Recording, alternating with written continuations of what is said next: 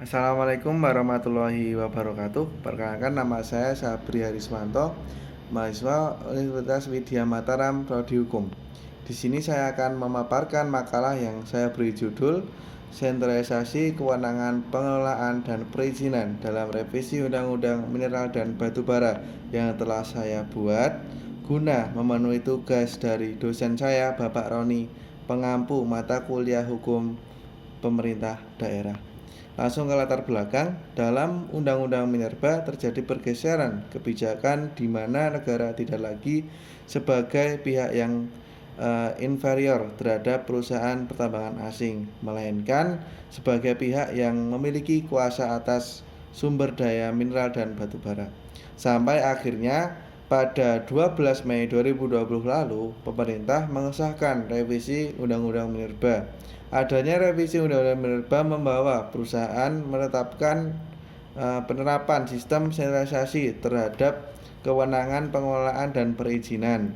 Beralihnya kewenangan pengelolaan dan perizinan kepada pemerintah pusat ini berimplikasi pada kewenangan daerah yang mutlak dikepras, sehingga muncul pertanyaan apakah pelimpahan kewenangan dan perizinan kepada pemerintah pusat merupakan keputusan yang tepat, karena hingga saat ini implementasi dari Undang-Undang Minerba sebelumnya yang membagi kekuasaan atas penguasaan mineral dan batu bara ke daerah provinsi masih kecolongan dalam melakukan pengawasan terhadap kegiatan usaha pertambangan mineral dan batu bara, sehingga usaha pertambangan yang ada kian hari makin menghadirkan kerusakan terhadap lingkungan karena ketidaksesuaian AMDAL sebagai syarat dikeluarkannya IUP.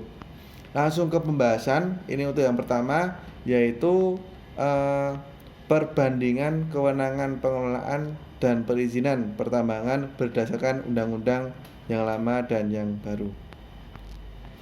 Indonesia baru membentuk peraturan pemerintah pengganti undang-undang atau Perpu nomor 37 tahun 1960 tentang pertambangan yang kemudian menjadi undang-undang, yakni Undang-Undang nomor 37 tahun 1960 yang berlaku pada tanggal 14 Oktober tahun 1960. Selanjutnya, kebijakan di sektor pertambangan pun menyesuaikan dengan undang-undangnya, yaitu nomor 11 tahun 1967 tentang ketentuan-ketentuan pokok pertambangan atau undang-undang pertambangan.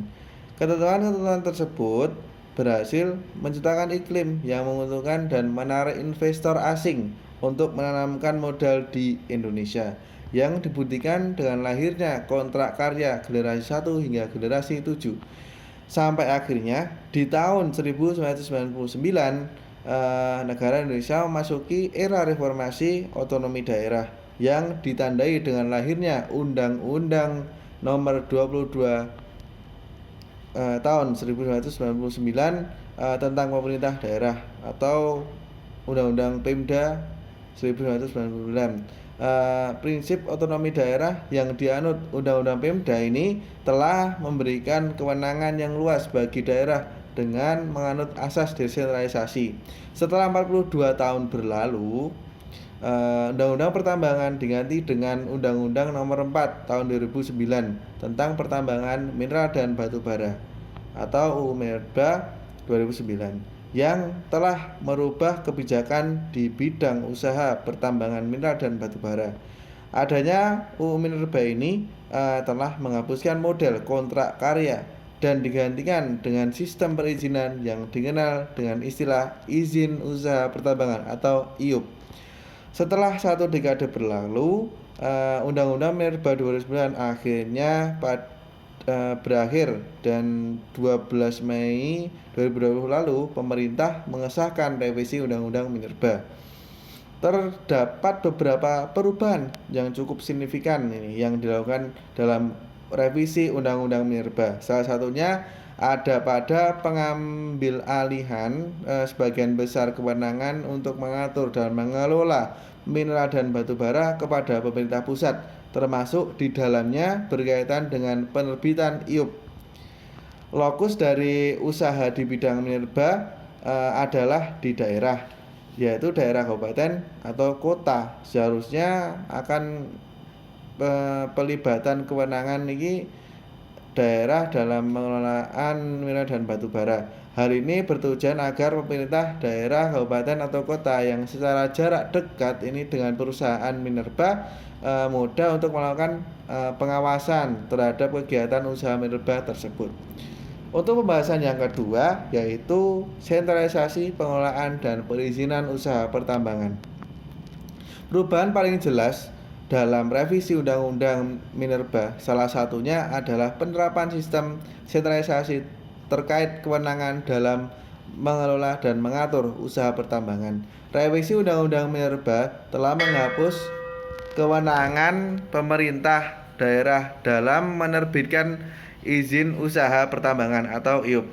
Desentralisasi kewenangan ini tercermin melalui perubahan pada pasal 4 serta penghapusan pasal 7 dan pasal 8 UU Minerba, di mana pasal 4 menyebutkan mineral dan batu bara sebagai sumber daya alam yang tak terbarukan merupakan kekayaan nasional yang dikuasai oleh negara untuk sebesar-besarnya dan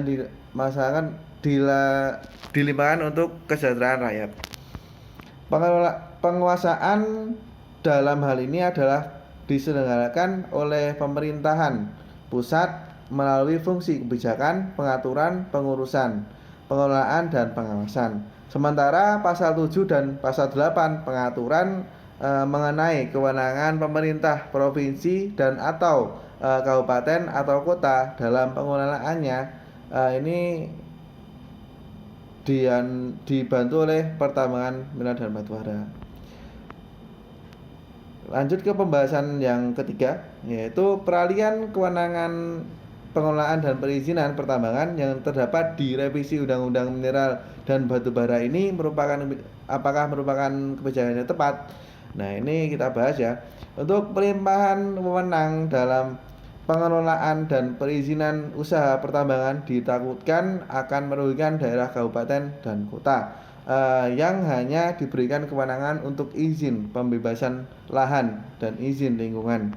Hal ini karena masih besarnya persentase resiko kerusakan yang akan dialami daerah akibat kegiatan pasca tambang. Karena hingga saat ini banyak daerah di Indonesia yang masih menjadi lokasi pertambangan atau yang pernah menjadi lokasi pertambangan memberikan kerugian terhadap lingkungan di sekitarnya. Kerugian tersebut merupakan buruknya kualitas tanah, air, dan udara yang disebabkan dari limbah yang tidak dikelola dengan baik sehingga banyak warga terjangkit penyakit.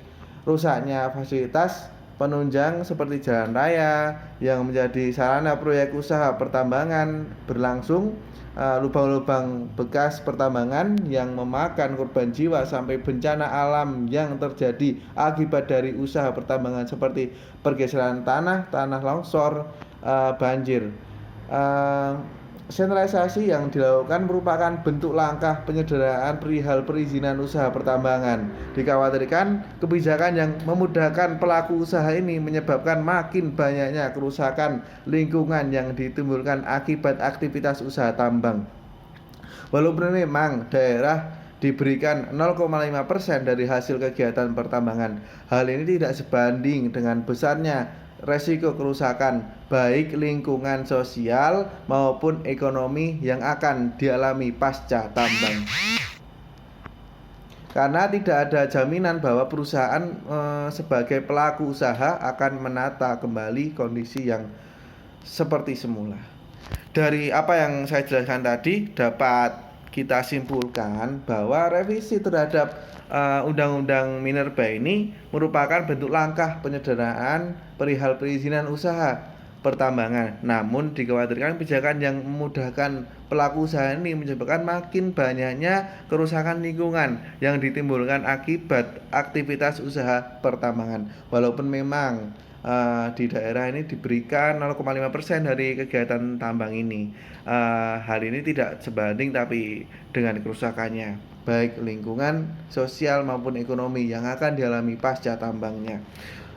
karena tidak ada jaminan bahwa perusahaan sebagai pelaku usaha akan menata kembali kondisi alam seperti semula. Saran yang dapat saya berikan terhadap Undang-Undang Minerba ini dan pelaksananya, yaitu pemerintah pusat, ini untuk yang pertama yaitu perlu adanya koordinasi antara instansi, yaitu Departemen Negeri dan Kementerian Energi dan Sumber Daya Mineral dalam proses penyelesaian izin pertambangan. Kedua, lebih baik lagi jika dibentuk lembaga khusus yang dapat menangani sengketa izin di sektor pertambangan dengan tujuan untuk mencapai efisiensi penyelesaian sengketa izin pertambangan. Yang ketiga yaitu dampak pencabutan diperlukan sehingga masyarakat perlu disosialisasikan mengenai tentang pengurusan perizinan. Yang terakhir yaitu dalam proses pemberian IUP, pemerintah daerah harus melakukan izinnya dengan sikap yang hati-hati atau prudent dan memperhatikan kepentingan nasional dibandingkan dengan kepentingan daerah wilayah tersebut. Sekian dari saya, mungkin banyak salah kata, salah ucap dalam saya membahas makalah yang telah saya buat. Sekian dari saya, semoga bermanfaat. Jangan lupa like, komen, dan subscribe channel ini. Terima kasih. Sekian. Wassalamualaikum warahmatullahi wabarakatuh.